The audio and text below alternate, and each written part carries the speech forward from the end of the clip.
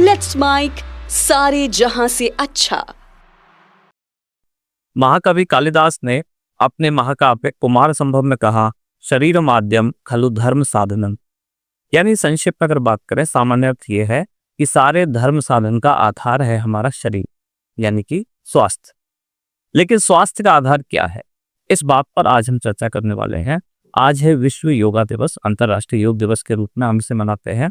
हमारे साथ है आज आशुतोष भारद्वाज, जो पिछले 7 वर्षों से योग के क्षेत्र में काफी उल्लेखनीय कार्य इन्होंने किया है और खास तौर से महिलाओं के स्वास्थ्य के प्रति काफी गंभीरता से इन्होंने योग को पहुंचाया है। योग पर आधारित इनकी पुस्तकें भी लिखी गई हैं। आज हम इनसे गंभीरता से चर्चा करेंगे कि योग आखिर क्या है। सामान्यतः हम जो सुनते हैं योग, प्राणायाम, आसन, ध्यान या बाकी सारी जो एक्सरसाइज, व्यायाम, इन सब में फर्क क्या है, और जो युवा पीढ़ी आजकल जिम की तरफ जा रही है, तो जिम योग से किस तरह अलग है, या दोनों को संतुलित रूप से किस तरह हम हमारी जीवन शैली में अपना सकते हैं। सारी बातों पर विस्तार से चर्चा करते हैं। स्वागत करते हैं सबसे पहले हमारे साथ में आशुतोष भारद्वाज। नमस्कार सर, हमारे शो पर आने के लिए। सबसे पहले अंतर्राष्ट्रीय योग दिवस की आपको शुभकामनाएं। और जैसे कि हमें जानकारी मिली, आप एक लंबे समय से इस क्षेत्र में काफी सराहनीय काम आपका करे हैं, तो हमारी टीम की तरफ से भी आपको साधुवाद, धन्यवाद। आज का पहला सवाल जो हम शुरुआत कर रहे हैं, कि एक सामान्य सवाल ये है आम लोगों के जहन में भी, कि योग होता क्या है। क्या हम सिर्फ प्राणायाम को योग समझते हैं, या सिर्फ फिजिकल जो एक्टिविटी है जो हम देखते हैं कि योगा क्लासेज में हो रहा है, तो हमको लगता है कि क्या केवल कोई शारीरिक कसरत करना है यही एक योग है। कभी हम सुनते हैं कि मेडिटेशन यानी कि ध्यान करना, क्या वो योग है, या जैसा कि भगवत गीता में कृष्ण कहते हैं, योग कर्मसु कौशलम, यानी कि क्या कर्मों में कुशलता योग है। इन सब में क्या अंतर है या क्या समानता है, तो वो आप थोड़ा सा हमें बता। सबसे पहले तो आपको भी 11th इंटरनेशनल योगा दिवस की बहुत बहुत शुभकामनाएं। धन्यवाद। और आपने बहुत ही कमाल का क्वेश्चन पूछा है। देखिए, जो योग है ना, वो आपने जो बता रहे हो कि ध्यान, आसन, प्राणायाम, मुद्राएं और तरह तरह के तरीके, ये सब करने के तरीके हैं, योग करने के तरीके। हाँ जी। जो योग है ना, उसका जो अर्थ है, महर्षि पतंजलि ने आज से लगभग 3000 वर्ष पूर्व पतंजलि योग सूत्र नामक एक ग्रंथ लिखा था। वहां पर उन्होंने अपने दूसरे ही सूत्र में सबसे पहले आइडेंटिफाई करा कि योग क्या है। तो ही हैज मेंशन्ड योगश्चित्त वृत्ति निरोध है, मतलब कि चित्त की वृत्तियों का निरोध करना ही योग है। अगर इसको आप एक्सप्लेन करोगे तो इसका अर्थ होता है समाधि से, कि एक ऐसी स्थिति जब हमारा जो चित्त है वो सारी वृत्तियों से, सारी क्लेशों से, वृत्तियों से ऊपर उठकर उस परमात्मा, जो परमात्मा का तत्व है, उसको जी पाए, वही स्थिति, वो समाधि की स्थिति ही योग है। तो चाहे आप भागवत गीता में जो बात करी कृष्ण ने, उन्होंने भी यही बात करी। उन्होंने कहा है योग कर्मसु कौशलम, कर्म की कुशलता ही योग है। अब किस तरह की कर्म की कुशल, मतलब वो कर्म जो आपको उस आत्म तत्व से जोड़ दे। उन्होंने कहा योगस्त गुरु कर्माणि संगम त्यक्त्वा धनंजय सिद्ध सिद्धयो समो बत्वा समत्वम योग उच्यते।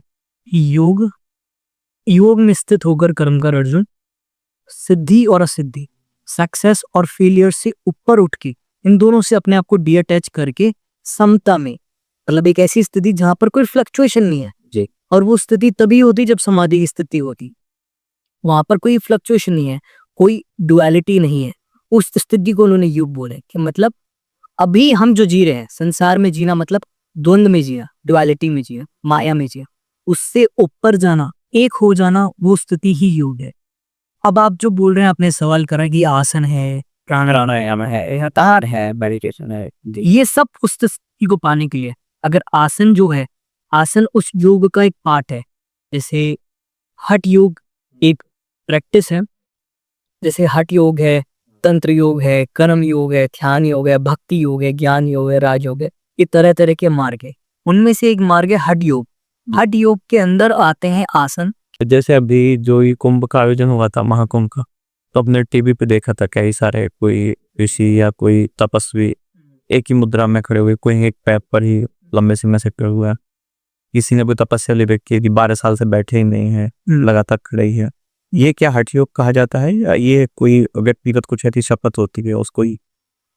हठ योग का मतलब क्या है कि आप जो हठ योग है, हमारे ग्रंथों में जैसे सिद्ध सिद्धांत पद्धति है, वहां पे हठ योग की परिभाषा मेंशन्ड है। वहां पर लिखा गया है, हकार कीर्तितः सूर्य हकारश्च चंद्र उच्यते सूर्य चंद्र मसो योगात हठ योग निगद्यते। ये जो हठ योग है, हकार मतलब सूर्य, हकार मतलब चंद्र। तो जैसे हमारा जो शरीर है, इसमें ये सूर्य नाड़ी है, इसको पिंगला हकार बोलते हैं। ये चंद्र नाड़ी है, इसको ठकार बोलते हैं, ईडा। इन दोनों के अंदर बैलेंस लाना, कि जब ऐसी जो भी क्रिया जो इन दोनों के अंदर साम्यावस्था पैदा करे, एक संरूपता पैदा करे, वो सारी स्थितियां हठ योग कहलाती। अच्छा, तो जितने आसन हैं, हम आसन जो करते हैं हमारे सूर्य और चंद्र को बैलेंस करने के लिए करते हैं, जिससे जो द्वंद्व है वो समाप्त हो जाए, तो वो प्रक्रिया हठ योग कहलाती है।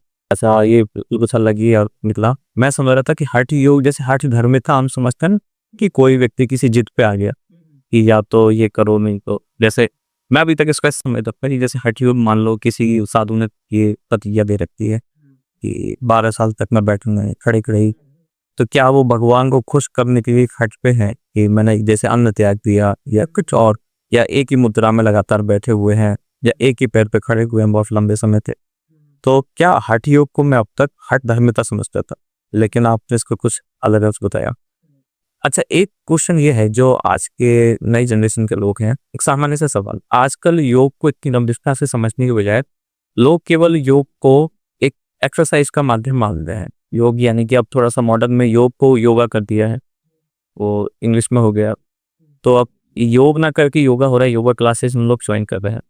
योगा क्लासेस में जाने से पहले एक आम आदमी पे सवाल होता है कि हम कहाँ जाएं। जैसे मान लो बहुत सारी योगा क्लासेस हैं, अपने शहर में अभी क्या ही है, तो जब हमको कोई योगा क्लासेस ज्वाइन करनी है तो हम कैसे चेक करें कि कौन सी योगा क्लासेस या योग गुरु कौन से प्रामाणिक हैं, जो वास्तव में योग जानते हैं, या ऐसा तो नहीं है कि यहाँ भी बस किसी ने अपने फायदे के लिए कोई योगा क्लासेस खोल ली है और किन लोगों के साथ कोई छल हो, धोखा हो, वो केवल हो सकता है अपना कुछ पैसा ऐंठने के लिए कर रहे हो।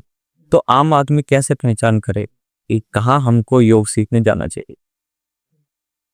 देखिए, मेरा मानना ये है कि हमें ये जांचने की बजाय कि कौन सा योगा गुरु ठीक है, कौन सा ठीक नहीं है, तो जैसे एक आम, जैसे मान लो कोई स्टूडेंट पढ़ने जाता है, तो वो जिस भी स्कूल में, कॉलेज में, या आजकल कोचिंग इंस्टीट्यूट बहुत सारे सुधरा है, तो जहाँ भी हम एडमिशन लेते हैं तो उसका एक कुछ ना कुछ बैकग्राउंड देखते हैं, यहाँ कौन लोग पढ़ाते हैं, यहाँ का रिजल्ट कैसा रहा, जो पढ़ाने वाले हैं वो खुद कितने पढ़े लिखे, कितने क्वालिफाइड लोग हैं। जैसे हम किसी डॉक्टर को दिखाने जाते हैं, हम उसकी डिग्री देखते हैं कि स्पेशलिस्ट है, सुपर स्पेशलिस्ट है, सर्जन है, क्या है। तो यानी व्यवहारिक सी बात है, हम कोई ब्रांड का कुछ प्रोडक्ट खरीदते हैं तो उस ब्रांड के बारे में जानते हैं कोई। ऐसे ही सिंपल सी एक बात कि अब आयुर्वेद और योग क्या होगा, ऐसा हो गया है कि आजकल आप देखते हैं, मतलब मैं कोई आयुर्वेद का आलोचक नहीं हूँ, पर एक व्यवहारिक बात बता रहे, आपको सड़कों पे भी एक तंबू लगाए हुए लोग दिख जाएंगे, हम बोल देंगे यहाँ आयुर्वेद की चीजें मिल रही है, जड़ी बूटी मिल रही है। वो बदनाम करने जैसी हो गया आयुर्वेद को, हर सड़क पे तंबू लगा के, पता नहीं उसमें कितनी फर्जी दवाई है, कितनी सही है। ऐसे ही ऐसा ना हो जाए कि योग भी इस तरह का हो जाए, तो आम आदमी जो वास्तव में योग सीखना चाहता है, आयुर्वेद से जुड़ना चाहता है, जैसे कि उदाहरण दे रहा हूँ, तो वो पहचान कैसे करें कि उनको कहाँ जाना चाहिए? देखिए, जो ज़्यादातर योगा क्लासेस हैं, जैसे अगर मैं जयपुर की बात करूं तो आपको 99.9% जो योगा क्लासेस हैं बहुत अच्छी है। आपको ऐसे कोई भी क्लास में कमी नहीं लगेगी। और जैसे कोई प्रैक्टिशनर है, वो पहली बार योग सीखने जा रहा है, तो किसी भी तरह की जो क्लास है उसके लिए गुड फिट है। बात रहती है कि एडवांस प्रैक्टिसेस के, तो जो एडवांस प्रैक्टिस है उसमें बहुत समय लगता है, और जब आप प्रैक्टिस करने लगते हो तब आपको ये भी समझ में आता है कि कौन किस स्तर का करवा सकता है। बाकी शुरुआती स्तर पर सब अपने स्तर पर ठीक करवाते हैं, और क्योंकि उसके ऐसे कोई साइड इफेक्ट नहीं, ऐसा नहीं है कि कोई तोड़ फोड़ हो जाएगी उसमें, या अब तक कोई इतनी बड़ी फीस नहीं है ऐसा कि वो लाखों रुपए ऐंठ लिए। बहुत सिंपल, मतलब 1000-2000 रुपए की फीस होती है, तो ज़्यादा कोई फीस भी नहीं है, जितनी जिम की फीस है उतनी योगा क्लास की फीस है, तो उसमें कोई। अच्छा, क्या एक और अगला सवाल इसमें लिखा हुआ कि योगा क्लासेज अगर हम ज्वाइन करते हैं तो योगा कितना सेफ है? कि बहुत सारे आसन करते हुए ऐसा है कि शरीर को कोई इंजरी हो सकती है, कोई चोट लग सकती है। योग जो गुरु है उनको लगभग ये ज्ञान तो होना ही चाहिए कि भाई धीरे धीरे किस तरह से हमें बॉडी को फ्लेक्सिबल बनाना है। ऐसा ना हो कि शुरू में ही कुछ इतना खिंचाव शरीर में कर रहे हैं कि मसल्स में क्रैम्प आ जाए या कुछ परेशान की जाए, डैमेज हो जाए मसल। तो क्या योग करना सेफ है, यानी कितना सुरक्षित है हमारे शरीर के लिए, और किस व्यक्ति को किस हद तक किन आसनों की ओर जाने थे? योग पूरी तरह सेफ है वैसे तो। ये अब इंजरी तो क्या है, हमारे चलते फिरते और नॉर्मल मूवमेंट्स हो जाए बिल्कुल। पर बात ये है कि जैसे आप एक ग्रुप क्लास ज्वाइन अगर करते हो ना, तो ग्रुप क्लास में एक स्टैंडर्ड आपका प्रोटोकॉल फॉलो होता है। अगर आप पहली बार योगा क्लास में आए हो और कोई 2 साल से वहाँ कर रहा है, और ग्रुप सेशन में अगर आपने सेम उसमें ज्वाइन करा है, तो वो एक तरह की प्रैक्टिस ही होगी वहाँ पे। तो वहाँ पर आपको ये ध्यान रखना है कि आप अपनी शारीरिक जो सीमा है उसको आप खुद वो ज़्यादा एक्सपेंड ना करें। और उसके अलावा अगर आपको किसी को ये अश्योर करना है कि मेरी ना हो और ये जब सब चीज़ होगा, तो पर्सनल ट्रेनिंग ले सकता है। It's time for news. It's time for more than radio. Presenting the first radio news app, Let's Mike. Let's Mike, a news-based app on your phone where you get to watch and listen news, talk shows, interviews, radio show podcasts. On Let's Mike, you get all relevant information of TV, print, radio, podcast, and digital. Let's Mike talks about every segment of life.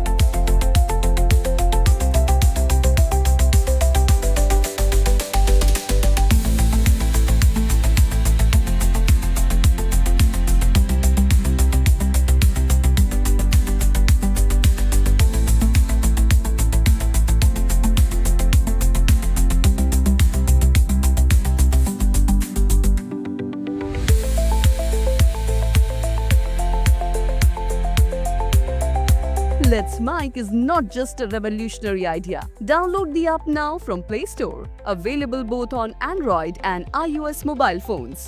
Follow us on YouTube, Instagram, Twitter, LinkedIn, Facebook, Telegram, WhatsApp, Snapchat. Let's talk, let's connect, and let's Mike. यानी जो ये व्यक्तिगत person to person depend कर, या आपको अपने शरीर की क्षमता पता है, अगर योग करते हुए आपको कोई खिंचाव महसूस हो, दर्द महसूस हो, तो उस पॉइंट पर रुक जाना चाहिए। हाँ, आप अपने योगा टीचर को बता सकते हैं कि अगर आपके कहीं भी पेन हो रहा है तो। चलो आपकी यात्रा की तरफ आते हैं, थोड़ा व्यक्तिगत क्वेश्चन कुछ पूछते हैं कि आप इस फील्ड में कैसे आए। आप काफ़ी यंग लग रहे हैं, काफ़ी युवा हैं, और आज की जो जनरेशन है, जो युवा लोग हैं, वो योग या आयुर्वेद या इस तरह की जो हमारी पारंपरिक चिकित्सा प्रणाली या पद्धतियाँ हैं, उनसे हटके वो वेस्टर्न जो कल्चर है उसकी तरफ जाना चाहते, जैसे जिम वाला कल्चर हुआ उस तरफ जाना चाहता। तो आपकी ये यात्रा है योग गुरु बनने की, योग की तरफ आने की, ये कैसे शुरू हुई, वो भी हमारे दर्शक जानना चाहते हैं। वैसे तो मुझे जो टाइटल है कि योग गुरु का, ये मुझे अच्छा नहीं लगता, क्योंकि मेरे खुद के गुरु हैं, तो उनके होते हैं ना कोई गुरु, उन्हीं मैं एक अभ्यासी योग मैं प्रैक्टिशनर हूँ, और मैं मेरी जो विजडम है, जो मेरी जानकारी वो मैं शेयर कर पाऊँ। बाकी मेरा जो सिलसिला है ना, वो ऐसे यूँ स्टार्ट नहीं होता कि मुझे योगा टीचर बनना है या फिर कोई पर्टिकुलरली इसमें मेरे को करियर बनाना है। मेरे जो दादाजी हैं वो नाड़ी वैद्य और हार्ड वैद्य थे, तो उनका क्या था, वो सुबह पहले हमें उठा करके ऊपर ले जाते थे छत पे, फिर कुछ सूक्ष्म व्यायाम करवाते थे और कुछ प्राणायाम करवाते थे, कभी हमें शीर्षासन करवाते थे, इस तरह की प्रैक्टिसेस करवाते थे। तो कभी तो ऐसा बहुत अच्छा लगता था, कभी बिल्कुल मन नहीं करता था, सुबह से वो उठा के ले करवाते थे वो। तो ऐसे मुझे मतलब अबोधता में उन्होंने सिखाना शुरू कर दिया था। तो जो आसन थे ना, फिर धीरे धीरे मेरा भी उसमें इंटरेस्ट बनने लगा कि मैं ये आसन कर लेता हूँ।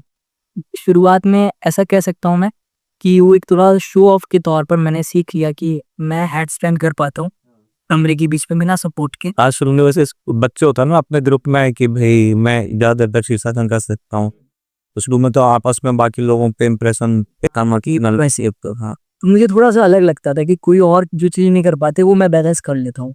तो उस टाइम पर तो मेरा मतलब अभिमान के तौर पर करता था। फिर धीरे धीरे मैं मार्शल आर्ट्स का मैंने थोड़े टाइम प्ले करा था, वुशु एक गेम होता है, तो मेरे शोल्डर में इंजरी हो गई थी उस टाइम। तो उसके बाद में मैंने थोड़े टाइम रिहैब करा, तो उसमें मैंने फिजियो की एक्सरसाइजेस भी करी और मैं योगा की स्ट्रेचिंग करता था तो मुझे इससे काफ़ी रिलीफ लगता था। तो ऐसे ऑन एंड ऑफ में रिकनेक्ट होता गया। फिर उसके बाद में जब मैं 12th के बाद में मैंने कुछ टाइम जॉब करी थी, उस टाइम पर मेरा इंटरेस्ट बनने लगा था कि मुझे ना योगा मैं औरों को करते हुए दिखता तो मुझे काफ़ी अच्छा लगता।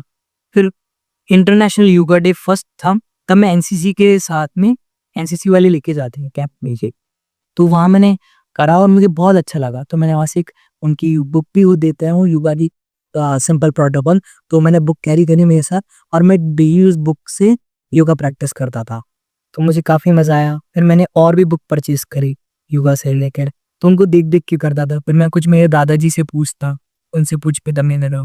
जी, तो इस तरह से धीरे-धीरे आप प्रोफेशनली हो गए। हाँ, फिर उसके बाद में मैंने और भी ट्रेनिंग्स ली और तो जैसा कि मतलब हमको पता चला लगभग 7 साल से आप इस फील्ड से जुड़े हुए हैं प्रोफेशनली। आपने एक पुस्तक भी लिखी है? जी, क्या नाम है पुस्तक की? 108 108 yoga poses for health and wellbeing. जी, तो ये अवेलेबल है ऑनलाइन या लोग पढ़ना चाहें, देखना चाहें? हाँ, ये ऑनलाइन अमेज़न पे हमेशा दे रहते हो। अब कुछ आम लोगों के जो सवाल हैं जुड़े हुए जीवन से उन मुद्दे पे आते हैं। जैसे कि आज की लाइफ़स्टाइल की कुछ परेशानियाँ हैं। जैसे आजकल हम कंप्यूटर स्क्रीन पे बैठे होते हैं या फ़ोन हाथ में लेके बैठे होते हैं, तो लोगों को ये कंधे, सर्वाइकल पेन यहाँ या पीछे back pain, low back pain ये सब होने लगता है। इनके लिए अगर आप फिजियोथेरेपिस्ट के पास भी जाएँ या डॉक्टर के पास भी जाएँ, डॉक्टर भी आपको पेन किलर देता है, टेम्परेरी वो आपको राहत देती है, पर वो परमानेंट इलाज उसका नहीं है। इन सब चीज़ों से निजात पाने के लिए योग इस तरह से सहायता कर सकता है। खास तौर से joint pain, back pain, low back pain या मसल्स से जुड़े हुए या जोड़ों से जुड़े हुए जो दर्द हैं, इनमें कौन-कौन से योगा के ऐसे पोस्चर हैं जो सहायता प्रदान कर सकते हैं? पहली बात तो ये जो इस तरह की जो पेन बता रहे हो आप सर्वाइकल से रिलेटेड लोअर बैक की, स्पेशली जो अपनी रीढ़ की हड्डी है ना, स्पाइन, वो धीरे-धीरे हमारी डिफ़ॉर्म होती जा रही। और अभी एक ऐसा समय आने वाला है जब it would be a pandemic, जैसे कोरोना का क्राइसिस था, उसी तरह की इस तरह के इश्यूज भी बहुत बढ़ने वाले हैं। क्योंकि आज के टाइम पर हम लोगों ने जो इंसान की एक सबसे खूबसूरत चीज़ हमारे पास में है, हमारी जो स्पाइन है, उसकी जो मूवमेंट्स है, उसकी जो ब्यूटी है वो हम खो रहे हैं। हो रही है। और हम आजकल लोगों का आप देखोगे शरीर पे ढांचा बिगड़ा हुआ है, अगर आपको सिलक लेटरली आप देखोगे तो पोस्चर आपको उसके दिखेंगे देखिए लोगों के कंधे ऐसे झुके हैं, गर्दन आगे झुक गई है। इसको योगा के माध्यम से कैसे क्योर कर सकते हैं, कैसे ठीक कर सकते तो इसका एक रीज़न भी बहुत बड़ा कि होने का, हैं? आज आपका स्क्रीन टाइम कितना रहता है? हाँ, काफ़ी होता है। मान लो चलो मेरा ही लगभग 2-3 घंटे तो होते ही। हाँ, लोगों का एवरेज 8 से 10 घंटे स्क्रीन टाइम है, पर उनके वर्क भी सारे लैपटॉप पर स्क्रीन पर हो गए, तो इस कारण से रीढ़ की हड्डी की जो शेप है नेचुरल, वो डिस्टॉर्ट हो रही है। अब योगा इसमें बहुत ज़्यादा इफेक्टफुल है।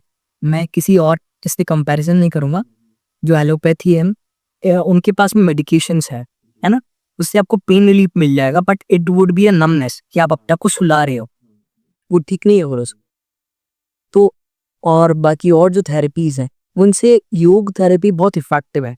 मैंने पर्सनली इसको खुद पे भी नहीं वर्क किया, मुझे ज़्यादा तो नहीं लेकिन थोड़ा बहुत सर्वाइकल के इश्यूज़ होने ही लगे थे। क्योंकि मैं लैपटॉप पे पोस्चर मैं जब वर्क कर रहा था ठीक नहीं था, तो इस तरह के इश्यूज़ हुए मेरे। फिर उसके बाद में कितने ही कई क्लाइंट्स हैं, इनको इस तरह के इश्यूज़ हुआ है, उसको मैंने क्योर किया है। जैसे योग में एक अभी हम आरबीटी थेरेपी होती है, वोक एंड बेल्ट थेरेपी, इसमें हम अ, अलग से कुछ प्रॉप्स को यूज़ करके जैसे रोप्स हो गई, बेल्ट हो गई, ब्लॉक्स हो गए, चेयर हो गए, इनको यूज़ करके हम पोस्चर को करेक्ट कर दें। अच्छा ये तो बात हुई जिन परेशानियों में दर्द होता है शरीर। इसके अलावा कुछ और लाइफ़स्टाइल से जुड़ी हुई बीमारी जैसे कि डायबिटीज़ हो गया, मोटापा हो गया, थायराइड आजकल बहुत कॉमन प्रॉब्लम होती जा रही है। महिलाओं में बहुत सारी अनियमितताएँ आ जा रही हैं, पीसीओडी आजकल एक नॉर्मल चीज़ हो गई है। तो इन सबको ठीक करने में योगा किस तरह से हेल्पफुल है? डायबिटीज़ जो है और इस तरह के जो इश्यूज़ हैं, जैसे भारत अभी वर्ल्ड का कैपिटल बन रहा है डायबिटीज़ पे बिल्कुल। पता होगा मुझे। और इस तरह की जो इश्यूज़ हैं, वो सारी है कि हमने हमारी लाइफ़स्टाइल छोड़ दी। हम एक बहुत ही अच्छी लाइफ़स्टाइल को जीते थे, जैसे पहले विलेज में रहते थे, है ना? तो हम ज़मीन से जुड़े रहते थे और हमारे जो मूवमेंट हैं वो ठीक रहते, एक्टिव हमारा खाना-पीना सब ठीक रहता।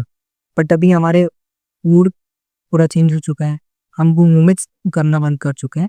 तो इसमें अगर मैं सिर्फ आसन की बात नहीं कर रहा, ठीक है, अगर आप बोलो कि सिर्फ आसन से कोई ठीक होगा, एक आसन बताओ, एक आसन नहीं, आपको पूरी की पूरी योगिक लाइफस्टाइल को अपनी अगर लाइफ में इंटीग्रेट करते हो, तो इस तरह के जो इश्यूज हैं, ये सारे मेटाबॉलिक सिंड्रोम्स हैं कि आपके मेटाबॉलिक मतलब पंप से डिसऑर्डर बोले क्या, खान पान से लेकर और लाइक ऑफ एक्सरसाइज सारे इसमें तो आपकी नींद को आपको इम्प्रूव करना दे, और उसके लिए आपको आसन बहुत हेल्प करेंगे, ठीक है।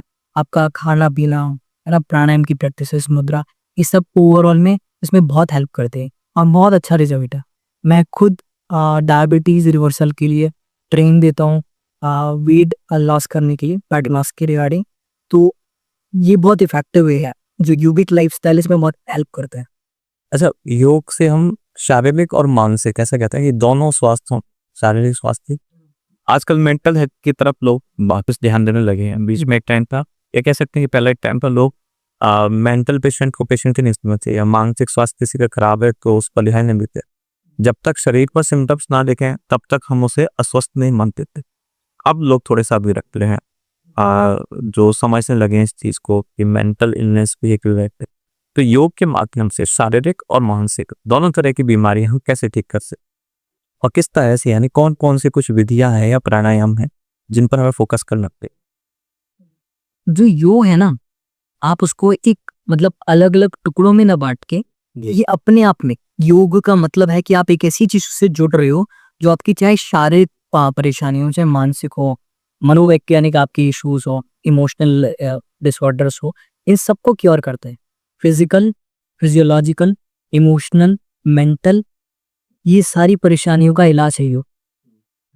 और आप पूछ रहे हैं किस तरीके से। जैसे मैं स्टूडेंट से जुड़ा हुआ हूँ, बहुत सारे जो यंग स्टूडेंट, बिल्कुल इवन कुछ दिन पहले मैंने एक न्यूज़ पढ़ी थी, 10th क्लास के स्टूडेंट ने सुसाइड कर ली, जबकि 10th क्लास में वो पूरी तरह डेवलप भी नहीं हुआ, उसने अपने सीखी भी नहीं, फिर भी वो इतनी डिप्रेशन में है कि उसको लगा कि ज़िंदगी ख़त्म कर लेनी चाहिए। स्टूडेंट्स के ऊपर बहुत सारा प्रेशर है, यानी कि उनके माँ बाप का, सोसाइटी का, पीयर प्रेशर सब मिला के, तो उनको वो जो स्ट्रेस है उसको रिलीज करने में योग किस तरह से बेनिफिशियल हो सकता है। योग में जो प्राणायाम है, जो प्राणायाम के अभ्यास होता है, वो नियमित रूप से हर किसी को करनी चाहिए। मैं स्टूडेंट्स को मैं ये मैसेज देना चाहता हूँ कि जो प्राणायाम है वो इतना हेल्पफुल है। आपका अगर स्ट्रेस बढ़ा हुआ है किसी भी तरह की, क्योंकि सिर्फ इस जो स्टूडेंट लाइफ है उसी में स्ट्रेस नहीं होता, वहाँ से ही शुरू होता है।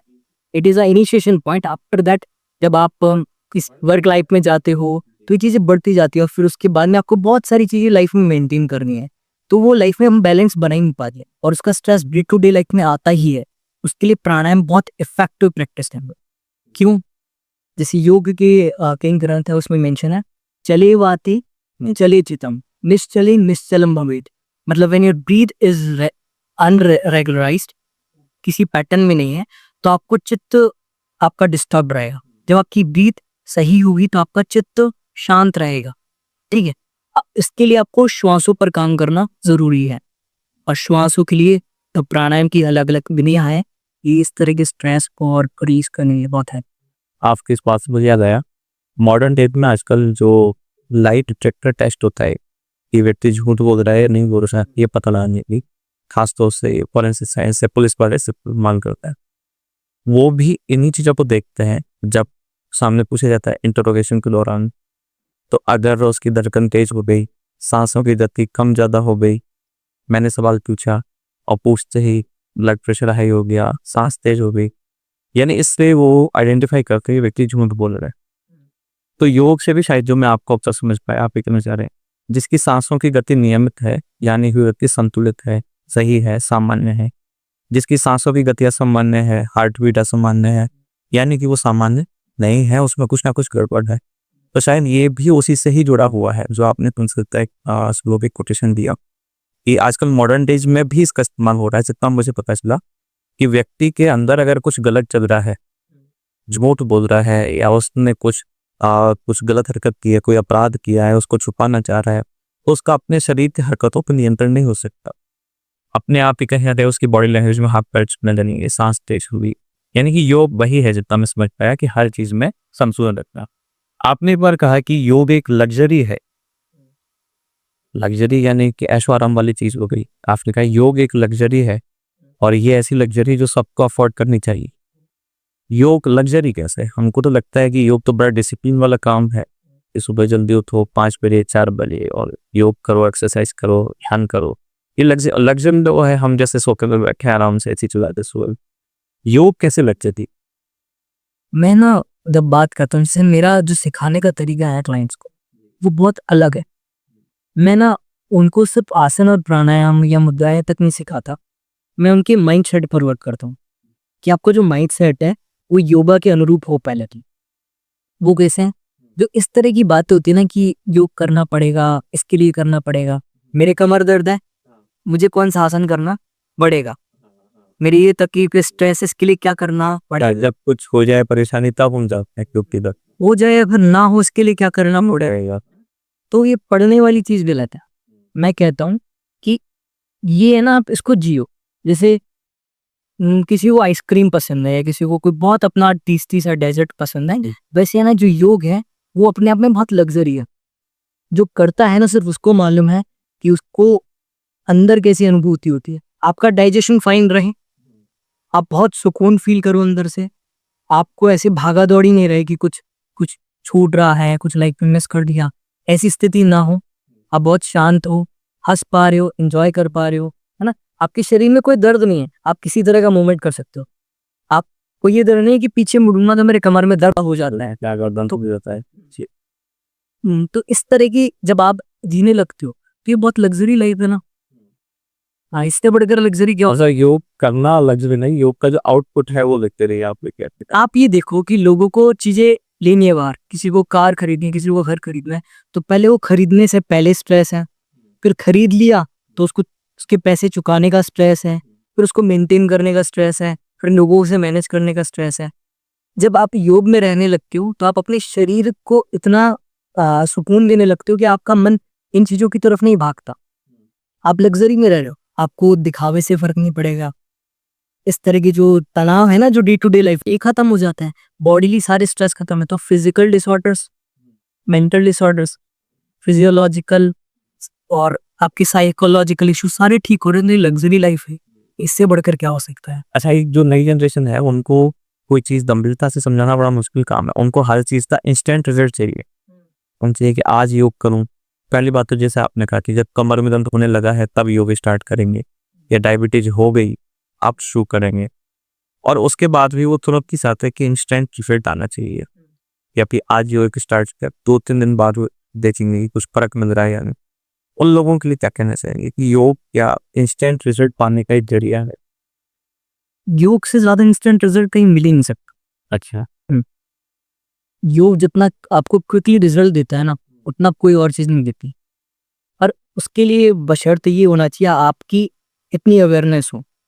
आप किसी के दर्द हो कमर में, किसी के नी में दर्द है, वो 1 घंटे जो अभ्यास है तो उसको दर्द को ठीक कर सकता है। योग की जो अभ्यास, किसी को स्ट्रेस है 1 घंटे एक बार मेरे साथ प्राणायाम करके देखिए, इंस्टेंट ही रिलीफ मिलेगा। ऐसे नहीं कि आज आपने प्राणायाम करा और 1 साल बाद आपका स्ट्रेस ठीक हो, सेम टाइम पर है।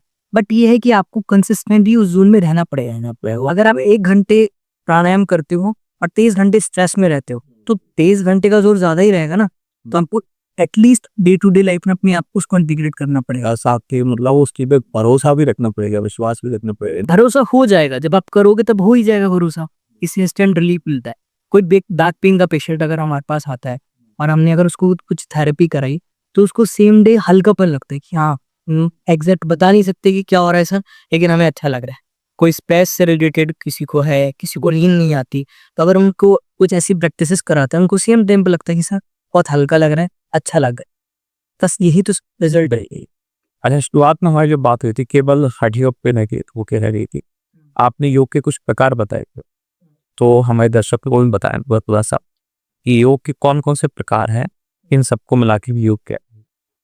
जैसे कि एक हड्डियों का आपने खुला, इसके अलावा भी आपने कुछ नाम बोले।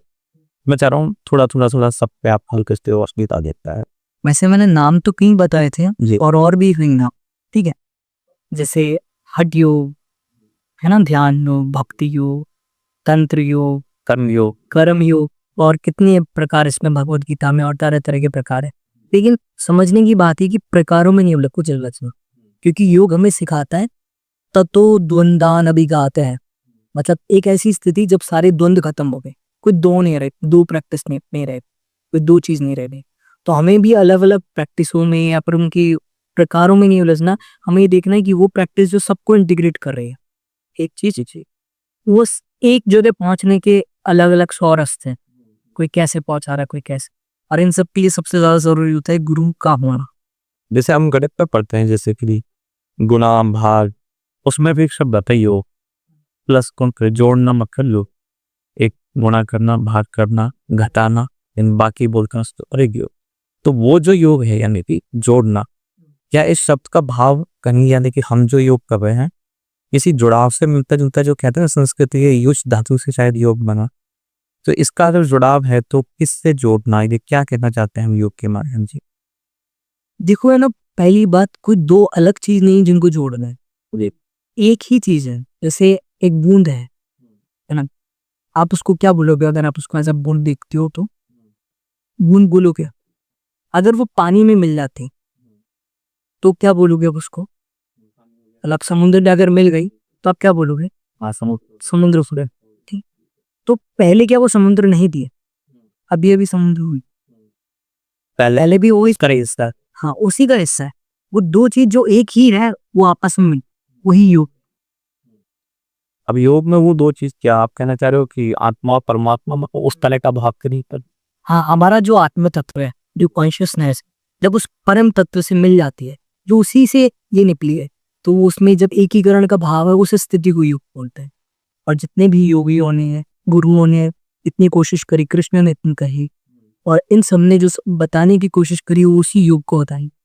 वो किसी आसन के पीछे नहीं ओढ़ रहे, वो उस योग की स्थिति के बारे में।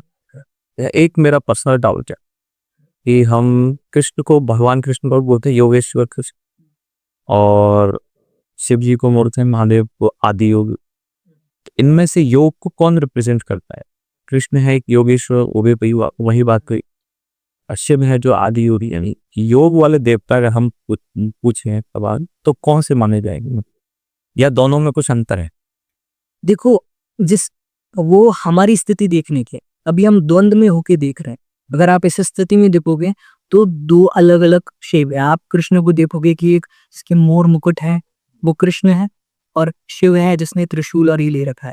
और अगर योग की स्थिति में वो है तो दोनों एक ही है, वो दोनों एक बूंद है, चाहे वो हो चाहे वो।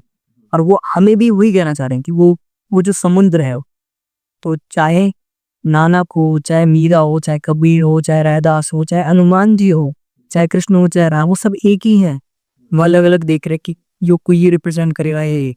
आप परिभाषा और ग्रंथों में देखोगे तो सबके अपने सवाल ये है कि क्या कृष्ण का योग और क्या शिव का योग दोनों अलग अलग है? जैसे कृष्ण कैसे है कि योग का मतलब कर्म योग कहते हैं, और जो शिव है और शायद ध्यान और आसन मुद्राएं उस तरह को रिप्रेजेंट करते हैं हमेशा ध्यान मुद्रा में।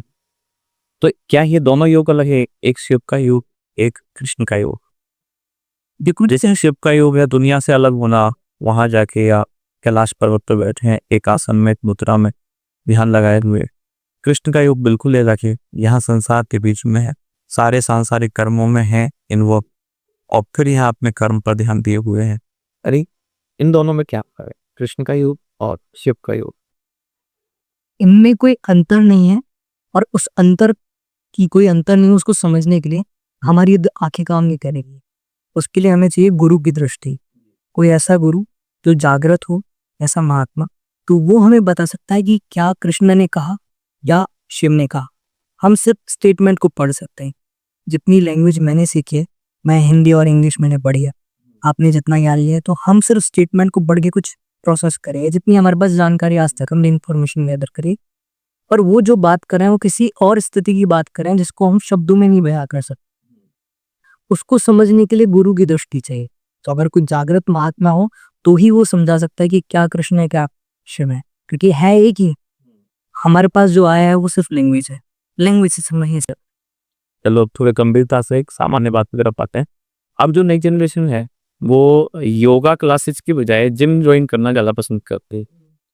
तो इन दोनों के लिए क्या फिनिशिंग है भाई? योग क्लासेस के क्या फायदे हैं, जिम के क्या फायदे क्या नुकसान है, ऐसे ही योग के क्या फायदे क्या नुकसान है, और क्या आपको जिम की तरफ जाना चाहिए, योग की तरफ जाना चाहिए, या दोनों की तरफ जाना चाहिए? दोनों का अपना अपना फायदा नुकसान है, उनके लिए कुछ देना चाहता मैं जिम को और योग को है ना अपोजिट नहीं दिखता।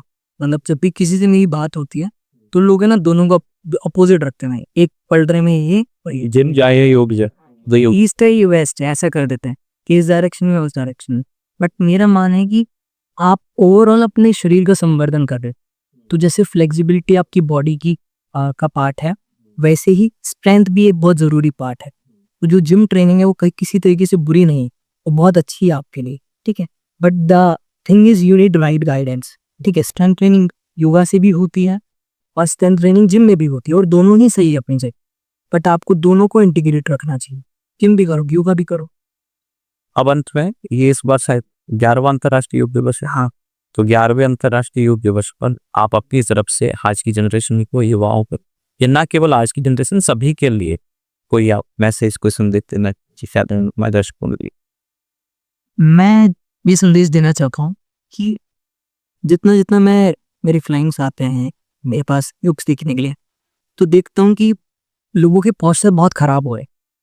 एक प्रोफेशनल जो पर्सन है उसका पॉस्चर ज़्यादा खराब हो रहा है बजाय कि एक लेबर पर्सन जो बाहर काम करते हैं। मैं देखता हूँ कि उनकी जो रेंज ऑफ मोशन है, जॉइंट्स है, बॉडी बहुत इनस्टेबल है और मेंटली भी बहुत डिस्टॉर्टेड है बोल। तो मैं उनको बोलूँगा कि आप अपनी लाइफ में योग के अभ्यास को इंटीग्रेट करें और अपनी एटलीस्ट अपनी स्पाइन को फ्लेक्सिबल रखना, और अपनी मन की शांति के लिए आप प्राणायाम का अभ्यास हर दिन करना चाहिए। यानी जैसे सुबह उठ के जो एक दिनचर्या है, ब्रश करना, नहाना, उसकी तरह ही योग को भी हर दिन के कामकाज में, मतलब अपनी दिनचर्या में शामिल करो। हर दिन सुबह प्रार्थना से अपना दिन स्टार्ट करो कि आज का अगर जीवन मिला है, जिसको भी मान, वहां से अपनी प्रार्थना से स्टार्ट करा। फिर आप अगर 5 मिनट भी निकालते हो अपने लिए कुछ ऐसी स्ट्रेचिंग्स या फिर योगा कैसे अभ्यास करना जिससे आपका ओवरऑल जो बॉडी का मेटाबॉलिज्म है वो बढ़ेगा, आपका जो बॉडी बहुत अच्छा फील करने लगेगी, ठीक है। बॉडी एक रिदम में आ जाएगा, ठीक है। आपके जो जॉइंट से मॉर्निंग में मोबिलाइज हो जाएंगे तो आपको कोई इंजरी नहीं है, ठीक है। Then you should do your day. और दिन में बीच बीच में आप अपने पोस्चर पर ध्यान रखो। आजकल हम पूरा टाइम बैठ के बिताते हैं, ठीक है। तो योगा के अभ्यास करने से हमारे बैठते टाइम हमारी अवेयरनेस बने रहती है, कैसे बैठना है, कैसे अपनी स्पाइन की केयर कर रहे हैं। ये बॉडी तो फुल लाइफ चलानी है, तो उसका ध्यान रखना सीखना जरूरी। अब एक चर्चा आपकी पुस्तक के बारे में। आपने एक पुस्तक लिखी है 108 योगा पोजेज को, वो मैं कर दें अगर इस पुस्तक में क्या जानकारी है और ये किन दर्शकों या पाठकों के लिए ये खास तौर से है?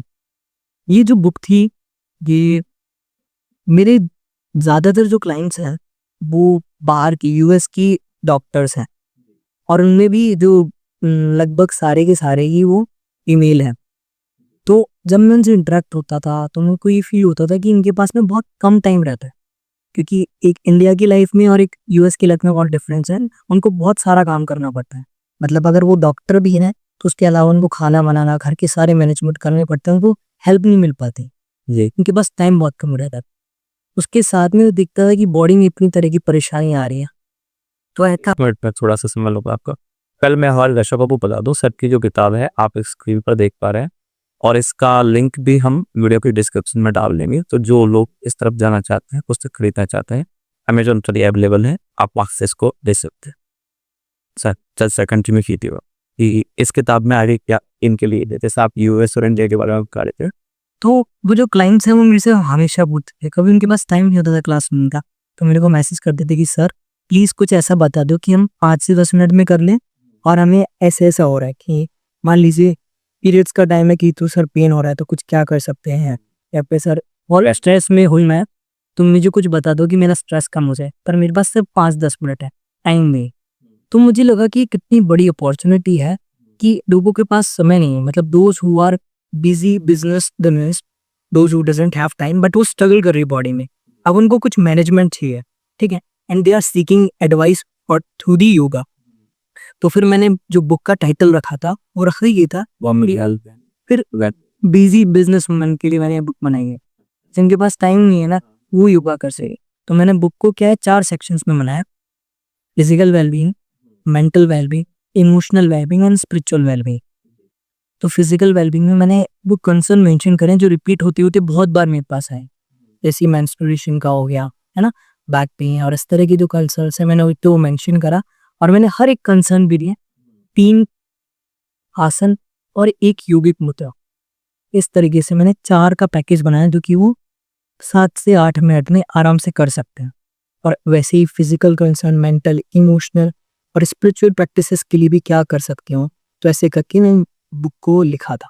तो वो यूएस में काफ़ी मेरे भाइयों से पसंद करी और बहुत प्यारा विषय। हमें उम्मीद है यहाँ भी काफ़ी पसंद की जा रही होगी और जो लोग खरीदना चाहें वो अमेजन से ले सकते हैं।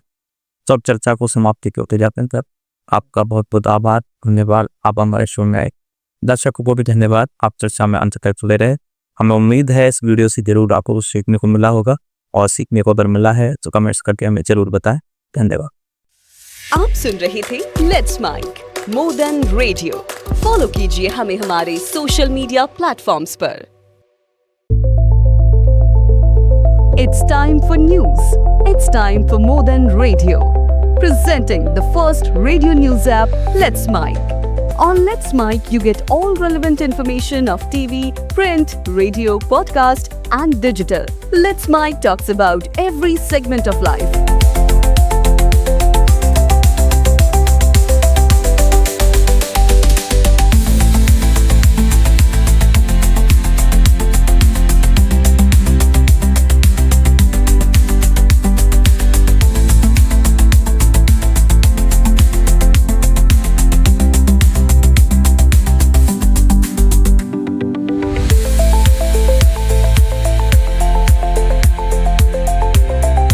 Let's Mic is not just a revolutionary idea. Download the app now from Play Store. Available both on Android and iOS mobile phones.